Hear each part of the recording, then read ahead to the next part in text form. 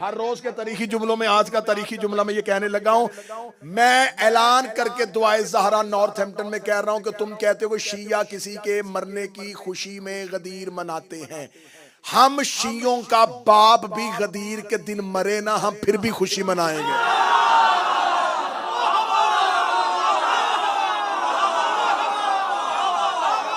हमारा बाप भी मर जाए,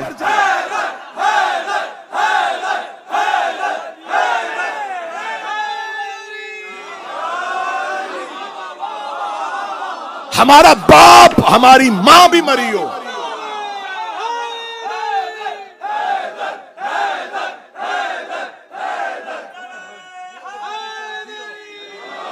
हम फिर भी खुशी मनाते हैं। मकाम हिदायत, हादी कैसा होना चाहिए और हादी के पास क्या क्या इख्तियारात होते हैं, इनसे निकलती हुई आज गुफ्तगू इस मोड़ पे पहुंची है कि खुदावंद मुतआल ने इब्लीस को अपनी बारगाह से निकाला, उसे मोहलत दी, लेकिन खुदा का ये मोहलत देना माज़ल्ला सुम्मा माज़ल्ला अयाज़ु बिल्लाह कुदरत की कमजोरी नहीं थी। जो हक पे होता है उसके यहाँ ये खासियत ये होती है कि वो कभी भी बातिल से परेशान नहीं होता,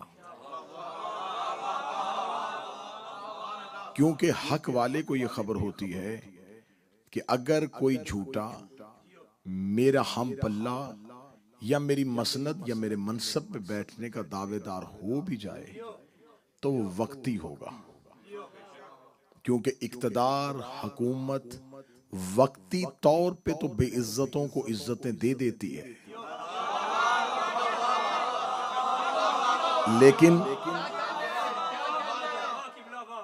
लेकिन हादी होना, इमाम होना, ये वो अब्दी नेमत है जो खुदा अपने चुने हुए लोगों को देता है। हजूर हिदायत हजरत आदम से शुरू हुई और खातमुन नबिय्यीन तक पहुंच गई। रसूल अल्लाह ने उनके जाने के बाद नबुव्वत का दरवाजा बंद हुआ है, हिदायत का दरवाजा बंद है। ये कैसे हो सकता है कि वो रसूल जिसने 40 साल मक्का और 23 साल मदीना में गुजारे हों और वो इस्लामी एक मुआशरे की बुनियाद रख रहा हो, वो इतनी बड़ी इस्लामी फलाही रियासत को बगैर किसी वारिस के छोड़ के चला जाए? ये कैसे हो सकता था कि वो रसूल जो मिन जानिब अल्लाह था, जिसे अल्लाह ने भेजा था, जब वो जानता था और उसके इल्म में था कि जिसने गुमराह करने का अल्लाह को दावा किया था वो मौजूद है और मैं जा रहा हूं, लेकिन उम्मत में कोई ऐसा है नहीं जो इस गुमराह करने वाले से मेरी उम्मत को बचाएगा। लिहाजा रसूल अल्लाह यकीनन हादी थे, लेकिन उन्हें इससे अगले हदायत के प्रोग्राम के बारे में कोई फिक्र नहीं थी। उसे खबर थी कि वो अल्लाह हिदायत के मामले में इतना सख्त है कि वो एक हादी के होते हुए दूसरा हादी भेज देता है, ऐलान बाद में करवाए लेकिन हादी दूसरा जरूर भेज देता है।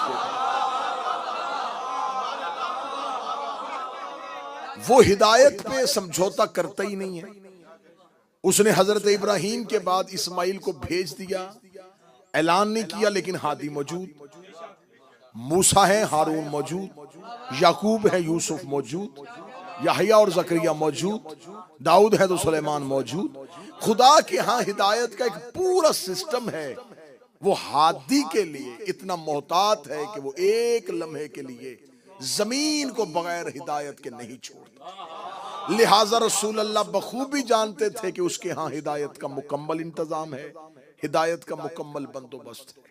लेकिन जब अल्लाह ने रसूल को यह खबर पहुंचा दी, ए मेरा पैगंबर, ये जो अब 10 हिजरी को तुम हज करने के लिए जाओगे, ये तेरा जिंदगी का आखिरी हज है, इसमें तुम्हें बाकायदा हिदायत के निजाम को अपनी उम्मत के सामने मुतारफ करवाना है। मैंने आपसे वादा किया था कि मैं मिंबर से कोशिश करूंगा कुछ ऐसे हकाइक पढ़े जाएं जो मिंबर की तारीख से पहले ना पढ़े गए हों। हमें अपनी गलतियों का अजाला भी करना है, हमें अपनी खामियों की निशानदही भी करनी है कि हम बतौर शिया कहां पे खड़े हैं। जब हम रसूल अल्लाह के बाद हिदायत का निजाम लेते हैं तो हमारे पास निसाबे हिदायत मिलता है गदीर से। बिल्कुल भी मजमा खामोश हो जाएगा तो मुझे लम्हा भी फिक्र नहीं होगी, लेकिन मुझे इस बात पे तकलीफ जरूर होगी कि जो मैं पहुंचाना चाहता था वो किसी शोर की वजह से आप तक ना पहुंच सका। लिहाजा बिल्कुल खामोश भी हो जाएंगे तो मुझे फिक्र नहीं, लेकिन इस पैगाम को जरूर वसूल कीजिएगा। खुदावंद मुतआल ने, हम ये शिया समझते हैं, हमारा ये क्लेम है, हम लोगों के सामने कहते हैं कि रसूल अल्लाह ने अपने जाते हुए गदीर में अगली इमामत का ऐलान कर दिया। इसके लिए हमारे पास जो नस है वो नस है कि खुदा ने कहा या अय्युहर रसूल बल्लिग मा उनज़िला इलैका व इन लम तफ़अल फमा बल्लगता रिसाला। ये आयत का हुक्म आया, रसूल ने अमीर अल मोमिनीन का हाथ पकड़कर बुलंद कर दिया। जब बुलंद किया तो आयत आ गई अल यौम अकमलतु लकुम दीनकुम, आज हमने इस दीन को मुकम्मल कर दिया। व अतममतु अलैकुम नेमती, हमने नेमतों को तमाम कर दिया और मैं तेरे दीन से राजी हो गया। अब यहां तक गदीर आज तक पढ़ी गई है।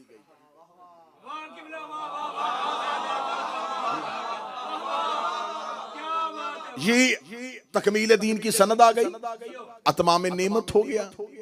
हजूर नहीं, इसके बाद एक और आयत है जो या अय्युहर रसूल से भी ज्यादा जरूरी आयत है। या अय्युहर रसूल बल्लिग वाली आयत पे तमाम मुफस्सरीन जो हैं उनकी कसरत इत्फाक करती है। इब्ने कसीर ने इस पे इत्फाक किया है, इब्ने खल्दून ने इस पे इत्फाक किया है, मुफस्सरीन और मुअर्रिखीन इस पे इत्फाक करते हैं। हाकिम नेशापुरी, इब्ने असाकर, याकूबी, इब्ने खल्दून, तिबरी, जितने पुराने मुअर्रिखीन हैं उन्होंने भी इत्फाक किया ये या अय्युहर रसूल बल्लिग वाली जो आयत है इसका शान नज़ूल खुम गदीर है। अब इसमें वाकया वो जो फेरते हैं वो भी सुनवा दूंगा, लेकिन इस आयत के बाद एक जरूरी आयत है जो अक्सर मिंबर से बयान नहीं की जाती। जब इलाने विलायत अमीर अल मोमिनीन हो गया, रसूल मौला अली का हाथ पकड़ के बुलंद कर दिया, तो अब फिर दोबारा जिब्रील अमीन आए अल यौम अकमलतु की आयत के बाद, और उन्होंने आके कहा मेरा हबीब अल्लाह कह रहा है अल यौमा याइसल्लज़ीना कफरू मिन दीनिकुम, आज काफर तेरे दीन से मायूस हो गए।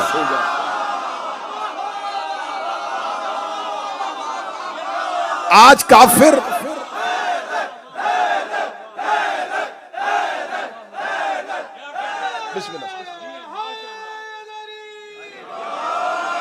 आज काफिर तेरे दीन से मायूस हो गए। ये आयत है आखिरी।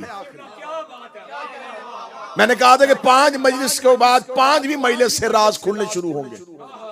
अल यौमा याइसल्लज़ीना कफरू मिन दीनिकुम, आज काफिर तेरे दीन से मायूस हो गए। आयत आज भी कुरान में, कुरान अलमारी में बड़ा उठाओ, मौलाना से पूछो इस आयत का शान नज़ूल बताओ। ये आयत कब आई थी?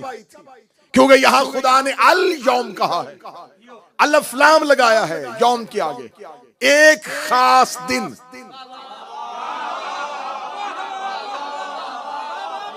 काफिर तेरे दीन से मायूस हो गए। अब अल्लाह ने जहां अल यौम कह दिया है तो इसका मतलब अल्लाह ने अलिफ लाम लगा दिया है, स्पेशल डे, खास दिन, एक अहम दिन। अब हमें बताएं वो खास दिन कौन सा था? अल यौम अलिफ लाम दाखिल है।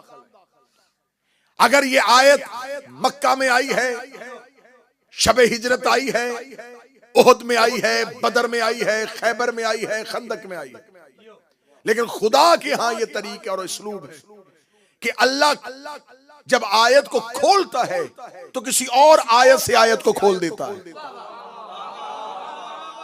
अब हमें मुफस्सरीन के दरवाजे पे जाने की जरूरत नहीं है मेरे बच्चों कि हम पूछें कि इसमें मौदूदी ने क्या लिखा है, इसमें इब्ने कसीर ने क्या लिखा है। हमें मुफस्सरीन के दरवाजे पे जाने की जरूरत नहीं, हम कुरान ही से पूछेंगे। हम कुरान से पूछेंगे ये अल यौम क्या है। अब अगर पूरे कुरान में बाय बिस्मिल्लाह से लेकर सीने वन नास तक कहीं किसी आयत के साथ अल यौम आ जाए तो फिर इसका मतलब इस आयत का इस आयत के साथ कोई रिश्ता है। क्योंकि ये अलफ लाम उस आयत में भी है और इस आयत में भी है। मैंने बाय बिस्मिल्लाह से शुरू किया और सीने व नास तक आया, एक आयत ने सर उठाया, अल यौमा अकमलतु लकुम दीनकुम। एक खास दिन में दीन अकमल हुआ था।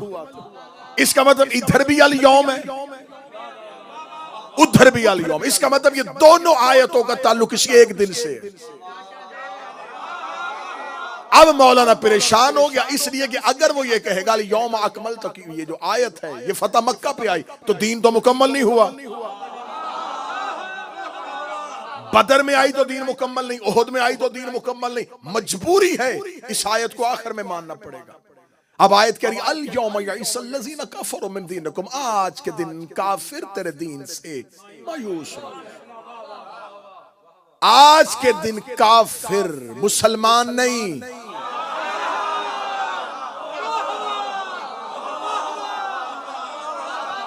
जिसे मेरी पहली तकरीर याद है, जब इब्लीस ने सजदे से इनकार किया, खुदा कहता है काना मिनल काफिरीन, ये था ही काफिर, ये था ही काफिर, ये था ही काफिर, ये था ही काफिर। मेरे मालिक ये काफिर कैसे था? ये तो तेरी तस्बीह करता था, तो मैं तस्बीह करता था काफिर। मेरे मालिक ये तो तुझे सजदे करता था, फिर मैं सजदे करता था काफिर। मेरे लिए ये तो ला इलाहा इल्लल्लाह पढ़ता था, फिर मैं पढ़ता था काफिर। मेरे अल्लाह इसके माथे पे सजदे का निशान था, फिर मैं निशान था काफिर। मेरे मालिक काफिर फरिश्तों में बैठा था, काफिर मासूमों में बैठा था। फिर मैं अगर काफिर मासूमों में बैठा हो, ये ला इलाहा से पहचाना नहीं जाता, ये सजदों से पहचाना नहीं जाता। जब इसे कहो कि अल्लाह की हुज्जत को मानो, तो काफिर इनकार।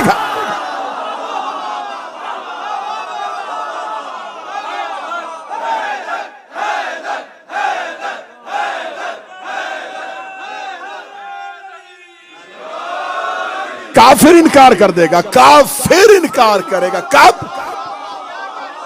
हाथी का इनकार कर।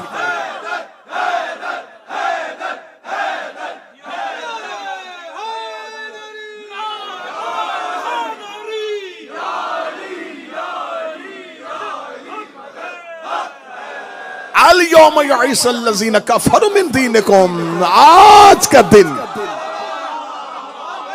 काफिर तेरे दीन से मायूस। मेरे अल्लाह, अगर ये आयत खुम्मे गदीर में आई तो 1,40,000 मुसलमान थे। अल यौम यइसल्लज़ीना का मायूस हो गए, फिर गए, चले गए, पलट गए। काफिर काफिर थे, मुसलमान के रूप में आए थे। मैंने कल कहा था हमें गुमराही का खतरा नहीं है, हादी गुमराह नहीं होना चाहिए। कोई गुमराह हादी के रूप में आएंगे तो दीन को नुकसान पहुंचाएंगे। ये मुसलमान बन के आ गए थे, खुदा ने कहा काफिर तेरे दीन से मायूस हो गए। अभी तक राज नहीं पढ़ा, अभी राज पढ़ने लगा।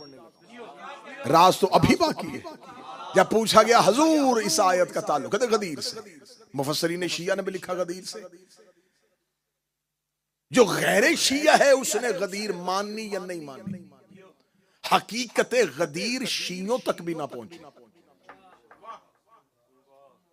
18 जिलहज का टाइटल हो, कहीं गदीर पड़ी जाए, मैं सबसे इमाम हुसैन का छोटा जाकर हूं। मैं तुम्हारे सामने ये बात करने लगा, अगर मेरी बात में ये हो तो आप बताइए, अगर नहीं हमारे पास तो इससे अफजल कोई, इससे बेहतर कोई चीज है। गदीर शियों के पास महदूद है, मन कुन तो मौला फहाजा अली मौला तक, ऐसा ही है। गदीर का टाइटल लिखा गया मन कुन तो मौला, गदीर पे कलाम लिखा गया मन कुन तो मौला, गदीर पे तकरीर की गई मन कुन तो मौला, गदीर पे किताब लिखी गई मन कुन तो मौला। सिर्फ एक टुकड़े के ऊपर पूरी गदीर बंद कर दी। मन कुन तो मौला फहाजा अली मौला, रसूल ने अली की मौलायत का ऐलान किया, काफिर मायूस हो गए। नहीं, मैं इख्तलाफ करूंगा इस बात से। अगर अली को मौला कहने की वजह से काफिर मायूस हुए, तो रसूल इससे पहले अली की फजीलत में इससे ज्यादा खतरनाक हदीसें कह चुके हैं।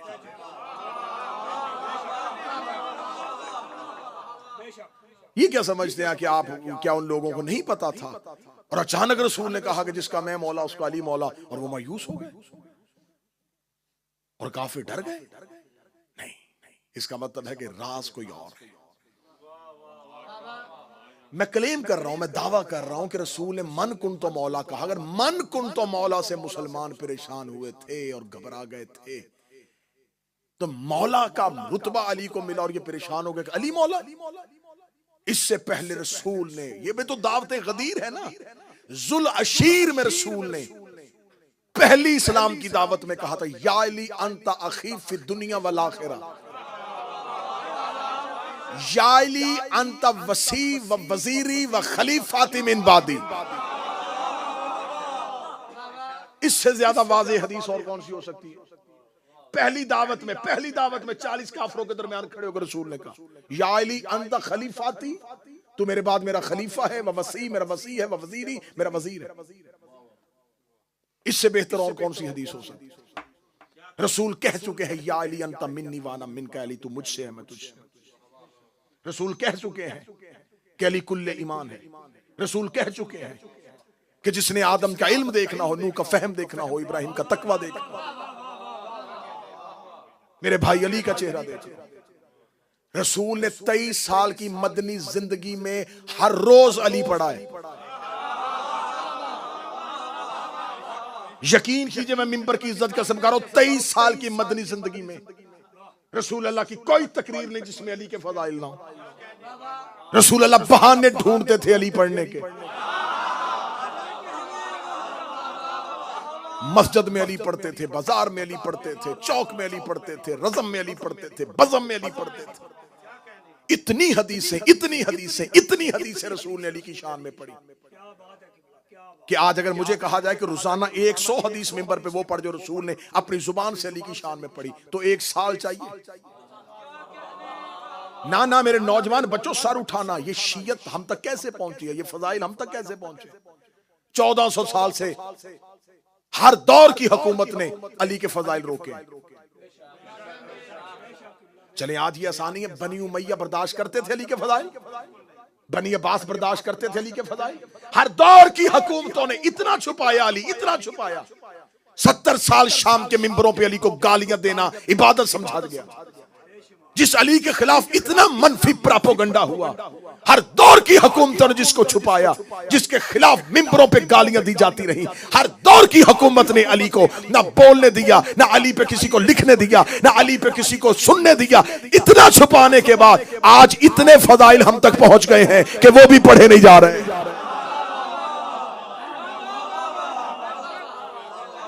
ये जो आज हम तक फजाइल और हदीस पहुंची है ना, ये छुपाई हुई हदीसें हैं। इतना छुपाने के बाद अली इतना चला गया। कहीं से तेज पानी आ रहा हो, आगे से इंसान बंद बांध ले और शिद्दत पानी की तेज हो, बंद को बहा के ले जाता है। फजीलत अली के समुंदर का बहाव बड़ा तेज था।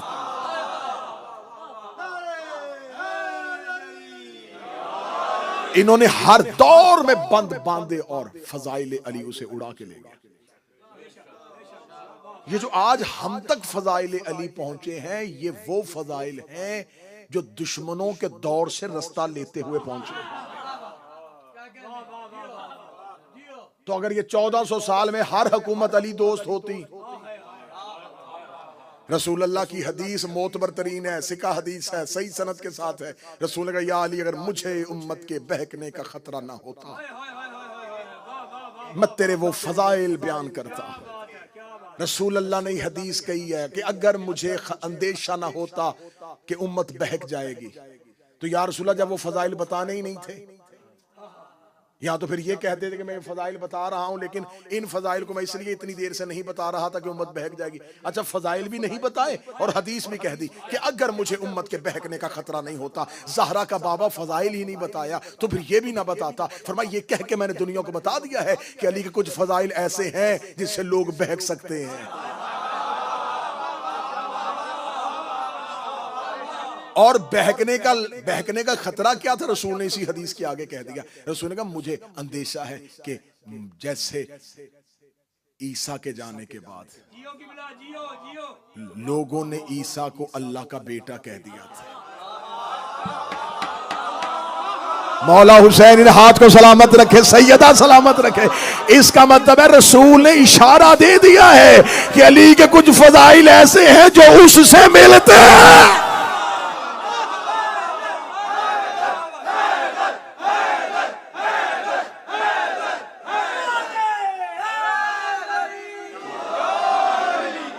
अल यौम यईसल्लज़ीना,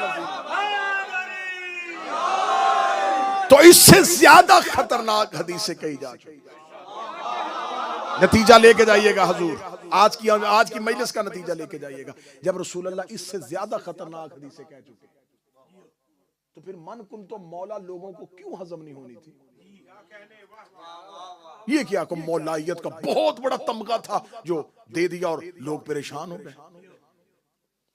कि ये क्या हुआ, मन कुन तो मौला, अली मौला है। इससे पहले रसूल ने भरे मैदान में कहा था कल अल्लाह मुझसे दूंगा जो मर्द होगा, करार होगा, गैर फरार होगा, अल्लाह और उसके रसूल से मोहब्बत करता होगा, अल्लाह उसके रसूल से मोहब्बत करते हो। इतनी हदीसें कि उन हदीसों के मुकाबले पे अगर ये मौलायत वाली हदीस देखी जाए तो ये कोई इतनी बड़ी हदीस नहीं थी कि काफिर मायूस हो गए। यूं ही देखें, हमारे हाथ में हमारी मर्जी की चीज आई, हम लेके निकल गए, मन गुन तो मौला, बस गए। इसी गदीर पे शोर शुरू हो गया कि देखे जी बस हम अली को मौला कहते हैं तो इसलिए दुश्मन को नहीं। रसूल ने जो पूरे का पूरा निजाम दिया था वो समझना जरा, जिससे काफिर मायूस हुए थे। मैं असले गदीर पढ़ने लगा हूं, मैं हकीकते गदीर पढ़ने लगा हूं। सोशल मीडिया पे लोग शोर कर देते हैं जी गदीर शिया जो मनाते हैं ये किसी के मरने की खुशी में। मैं मिंबर पे कह रहा हूं ये आज का तारीखी जुमला है, हर रोज के तारीखी जुमलों में आज का तारीखी जुमला मैं ये कहने लगा हूं।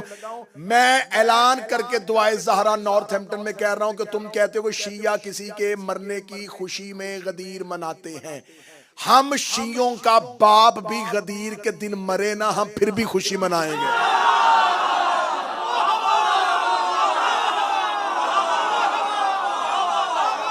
हमारा बाप भी मर जाए,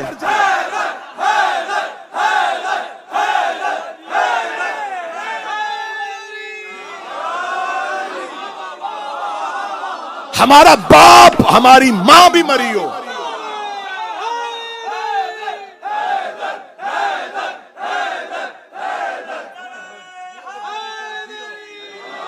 हम फिर भी खुशी मनाते हैं।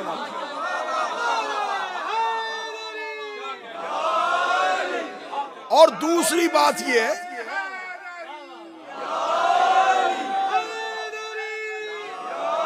और दूसरी अहम बात यह है कि मेरा बेटा, मेरा बच्चा, गलतफहमी दूर कर, इतनी खुशी हमें किसी के मरने की नहीं है।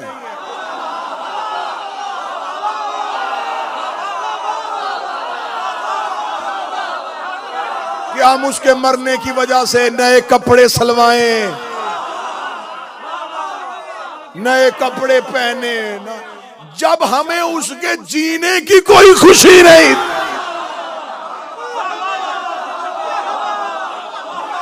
हमें पता ही नहीं कि वो कब पैदा हुआ था।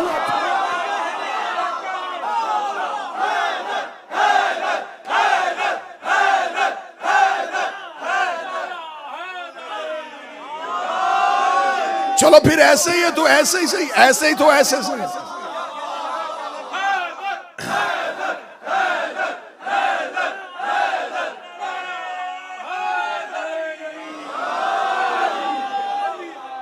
सिर्फ इल्जाम इल्जाम इल्जाम इल्जाम इल्जाम, बस मुहर्रम में सोशल मीडिया इल्जाम इल्जाम, ना कोई तहकीक करता है ना कोई समझता है।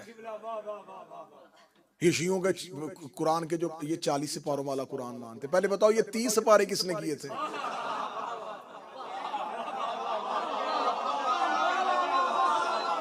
वो कुरान तो एक ही है, कुरान एक था, उसके पहले बताओ 30 किसने किए? हम 40 वाले के बाद में आएंगे, 40 वाली रवायत कहां है? पहले बताओ 30 सिपारे किसने किए थे? नबी तो अपनी जिंदगी में सिपारे करके नहीं गया।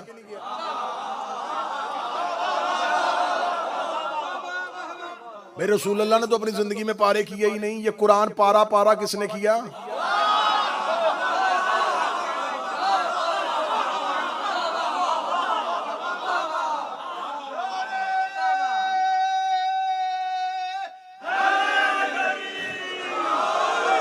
अब या तो एतराज करने वाले जाहिल है ना, एतराज करने वाले जाहिल है, या तो ये कहना जी शियों का कुरान, दो कुरान है इनके,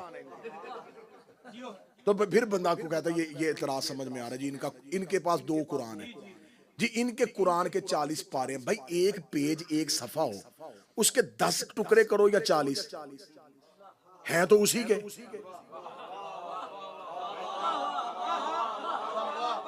हमारे घरों में 40 पारों वाला कुरान नहीं है, लेकिन अगर 30 किसी ने कर दिए थे, अगर 10 और भी कर दिए जाएं, लेकिन सिर्फ झूठे इल्जाम पे इल्जाम, इल्जाम पे इल्जाम। ये जो किसी के मरने की खुशी मनाते हैं गदीर पे, तो मेरी जान जिसके मरने की खुशी मनाई जाए ना, उसके जीने का, उसके पैदा होने का गम भी बनाया जाता है।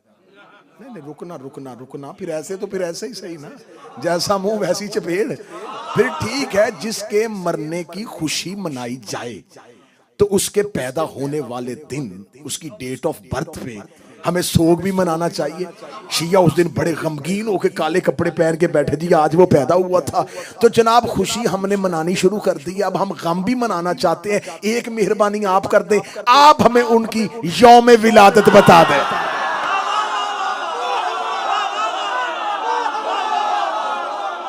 आप बता दें।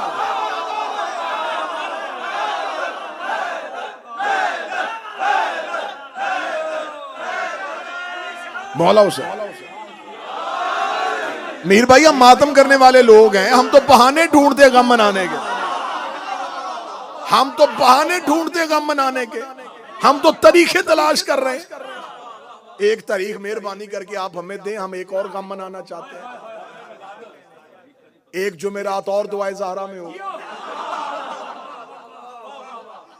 क्या ये यौम गम है? तो जब तुम्हें उनकी तारीख विलादत का नहीं पता, तो फिर शहादत की तारीख पे हमसे क्यों लड़ रहे हो? मरने की तारीख में क्यों लड़ रहे हो? तो ये गलतफहमी दूर करें। हजूर हमें कोई नहीं है। हमारे शिया घर के बच्चे की सालगिरह, बर्थडे अयाम अज़ा में आ जाए ना, 6 साल के बच्चे को भी पता है कि हमारे घर में नहीं मनाई जाती। पूरा साल अपनी बर्थडे का इंतजार करने वाला बच्चा अगर अयाम अज़ा में आ जाए, वो माँ बाप से जिद ही नहीं करता। उसे पता चल जाता है कि अब क्यों, हमें पता है, हमें हमारे मासूम का फरमान हमने अपने बच्चों को याद करवाया कि बेटा नहीं, हमारे मौला ने कहा है कि हमारे गमों में गम, हमारी खुशियों के साथ खुशियां। तो हम अपनी खुशियों और अपने गम मौखर कर देते हैं अहले बैत की खुशियों और अहले बैत के गम। हम खुशी भी मनाते हैं तो इनकी वजह से, हम गम भी मनाते हैं तो इनकी वजह से। अल यौम यइसल्लज़ीना काफ़रू मिन दीनिकुम, आज काफिर तेरे दीन से मायूस हो गए। लफ्ज़ मौला सुन के मायूस हुए नहीं। शियो गदीर को समझो, खुदारा गदीर को समझो। गदीर सिर्फ एक जश्न का नाम नहीं, गदीर एक मुकम्मल सिलेबस का नाम है। गदीर एक निसाब का नाम है। गदीर एक मुकम्मल अदारे का नाम है। गदीर समझिएगा गदीर क्या है। रसूल अल्लाह ने जो खुतबा दिया था मौला अमीर अल मोमिनीन के लिए, क्या वो खुतबा सिर्फ यही था? रसूल खड़े हुए थे और अल्लाह की हम्दो सना करने के बाद कह दिया मन कुंतु मौला फहाज़न मिल्ला, और बैठ गए। 3.5 घंटे तपते हुए सहरा में नबी ने अली पढ़ा है। खुतबा गदीर आपको किताबों से ढूंढने की जरूरत नहीं है। सेलफोन आपकी जेब में, आप सेलफोन निकालिएगा, गूगल पे जाइएगा, खुतबा गदीर अपनी मर्जी की जो जुबान समझ में आती है ट्रांसलेट करके निकाल लीजिएगा। खुतबा गदीर जिस किताब में पूरा लिखा हुआ है ना, वो खुतबा गदीर जिस किताब में पूरा लिखा है वो कम अज कम 13 सफ़ात पे लिखा हुआ है। लिखा हुआ है 13 सफ़ों पे। और आपको पता है लिखे हुए और बोलने में, दुरानिये में फर्क आ जाता है। कम से कम 13 पेजेस में खुतबा गदीर लिखा है जो रसूल ने अली के लिए पढ़ा। इसमें पहले 50 जुमले रसूल अल्लाह ने सिर्फ अल्लाह की वहदानियत पे पढ़े। फिर उसके बाद रसूल अल्लाह ने 20 जुमले मौला अली की फजीलत के लिए पढ़े। गिने हैं मैंने जुमले, 50 अल्लाह की तौहीद, अल्लाह की सिफात बयान की। 20 जुमलों में सिर्फ अली के फजाइल पढ़े। 20 जुमलों में अली के फजाइल पढ़ते हुए रसूल ने उन्हीं में से एक जुमला आखिरी 19 जुमले अली के फजाइल के पढ़ने के बाद 20वां जुमला का मन कुन तो मौला फहाज़ा अली मौला। क्या इसके बाद खुतबा गदीर मुकम्मल हो गया? नहीं। मौला हुसैन की इज्जत कसम दुआए ज़हरा नॉर्थहैम्पटन वालों, इस लम्हे तक काफिर मायूस नहीं थे, क्योंकि मुकम्मल प्लानिंग हुई थी, कहां कहां बैठ के क्या क्या मीटिंग्स हुई, कौन कौन बंदे उन मीटिंग्स में शरीक थे कि रसूल अल्लाह कितनी देर जिंदा रहेगा,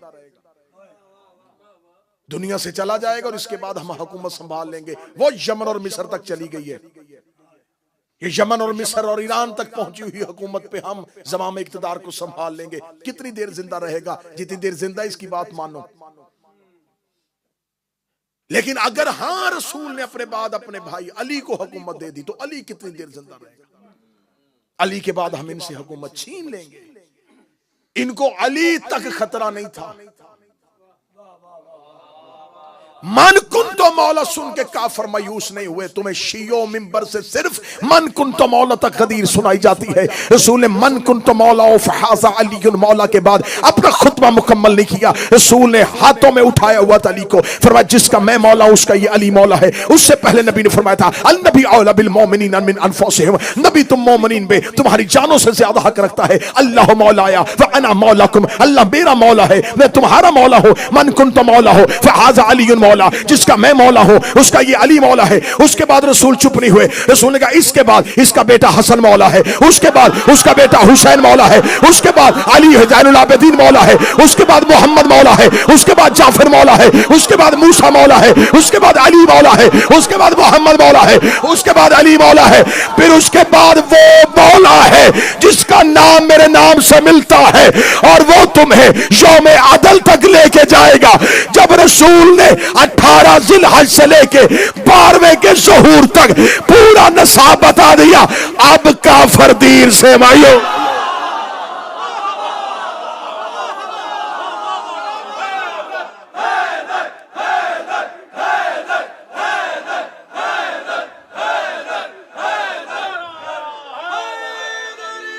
अब काफिर अब मायूस हुए।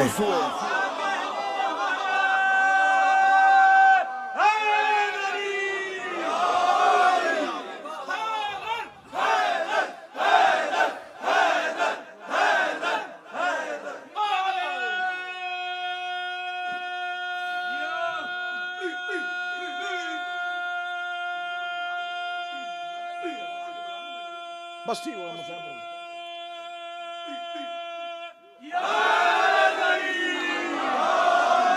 मायूस हो गया। गदीर सिर्फ अली की विलायत का ऐलान नहीं, 12 की विलायत का ऐलान।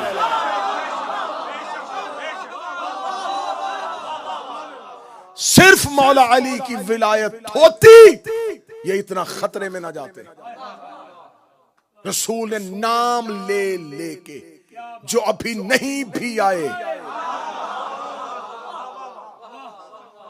पढ़ो खुतबा गदीर, निकालो जेब से। रसूल ने 50 जुमले अल्लाह की वहदानियत पे, 20 अली पे, फिर 20 अली के बेटों पे,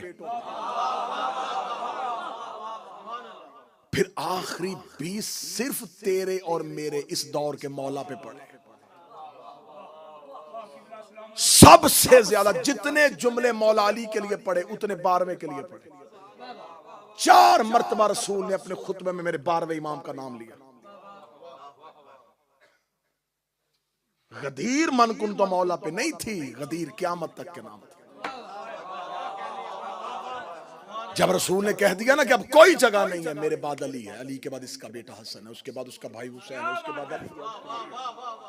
जब रसूल ने क़यामत तक पहुंचाया, फिर बोला वो आखिर में आएगा जो दुनिया को अदल से भरेगा, वो इंसाफ से भरेगा, वो मेरे दीन को असली हालत में वापस लेके आएगा, फिर हमारी निशानियों को पूरा करेगा, फिर खाना काबा को आबाद करेगा, फिर दुनिया में वही मकाम आएगा, फिर उसका दीन तमाम अदियान पे गालिब आएगा।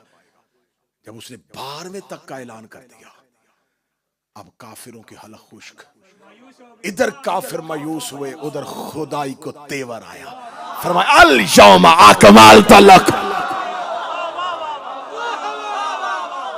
अब अकमल हो गया। अतमम तो अलैकुम नेमतियां, अब मेरी नेमतें तमाम।